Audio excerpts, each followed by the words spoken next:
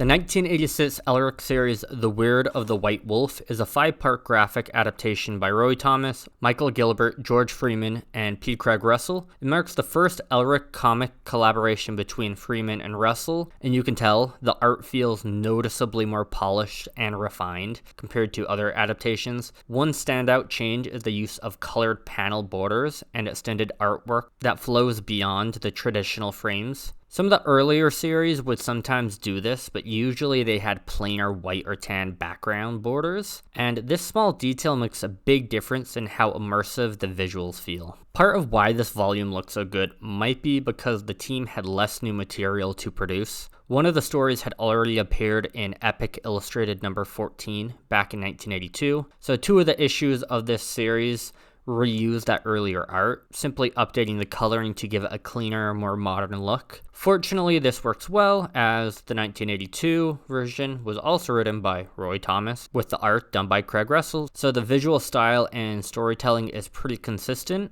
despite the fact that some of the story was written in 1982 and the other part was written in 86. The series adapts 4 stories across 5 issues. The first involves the knight trying to conquer a magical kingdom. The second is a brief retelling of Elric's return to Melniboné to rescue his love from Yakun. It's short because that story was already fully adapted in the 1981 Marvel graphic novel. The third story follows Elric helping a woman search for a book that contains all the knowledge in the world. This is the story that was also told in the Epic Illustrated magazine. The fourth and final story is Elric's battle against a minor lord of chaos, my personal favorite thanks to its vivid, psychedelic action scenes. The storytelling does feel a bit cramped. Putting 4 stories into just 5 issues makes it harder to get fully invested in any of them. In fairness, the creative team did a great job staying faithful to the source material of The Weird of the White Wolf, but this may have worked against them.